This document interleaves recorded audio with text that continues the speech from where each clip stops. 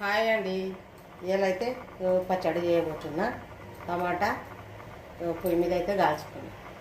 3 టమాటాలు అయితే కాల్చుకున్నా. ఇవైతే గడుపుకుంటున్నా. టమాటా పచ్చడి అయితే చేద్దామని చేసుకున్నా. ఇవి ఇట్లా కాల్చుకొని మంచిగా గడుపుకొని ఇట్లా అంత పొట్టు తీసుకోవాలి.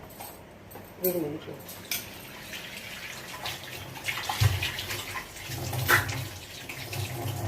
ఇట్లా పొట్టు తీసేసుకోవాలి.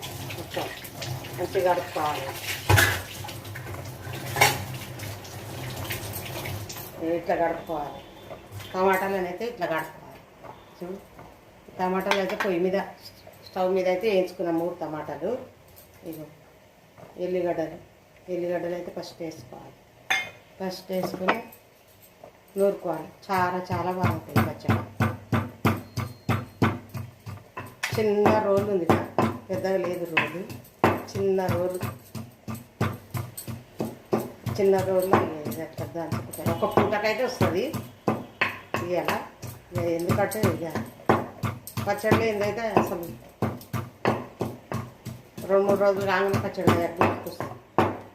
కొంచెం అంతా చింతపండు వేసుకోవాలి. కొంచెం చింతపండు వేసుకొని మంచిగా రుద్దుకోవాలి.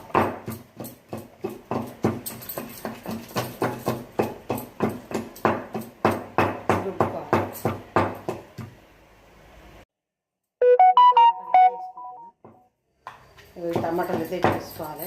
దంచుకోవాలి. మంచిగా దంచేసుకోవాలి.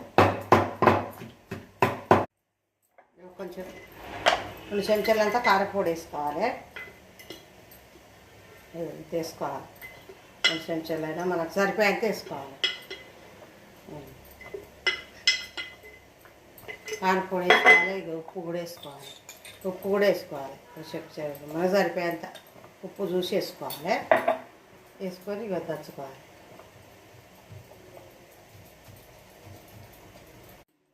ఉల్లిగడ్డ అయితే వేసుకోవాలి. ఉల్లిగడ్డ వేసుకుంటే చాలా మంచిగా ఉంటుంది. ఉల్లిగడ్డ కూడా పెద్ద పెద్ద దంచుకోవాలి. పెద్ద బాగుంటుంది. ఇట్లా నేను నూరుకోవాలి. ఇట్లా పెట్టుకోవాలి. మంచిగా ఉల్లిగడ్డలు మీద దొడ్డు నూరి ఇట్లా చేసుకోవాలి. అయిపోయింది పచ్చడి కంప్లీట్గా. ఇట్లా పెట్టుకోవాలి, నూరుకోవాలి ఎప్పుడు. కానీ మీకు నచ్చినట్టయితే ఈ పచ్చడి కామెంట్ బాక్స్లో కామెంట్ చేయండి. లైక్ అయితే పెట్టండి మర్చిపోకుండా. ఈ పచ్చడి అయితే బాగుంటుంది. ఒకసారి దిగుద్దాం. వేడి అన్నంలో అయితే సూపర్ ఉంటుంది ఈ పచ్చడి.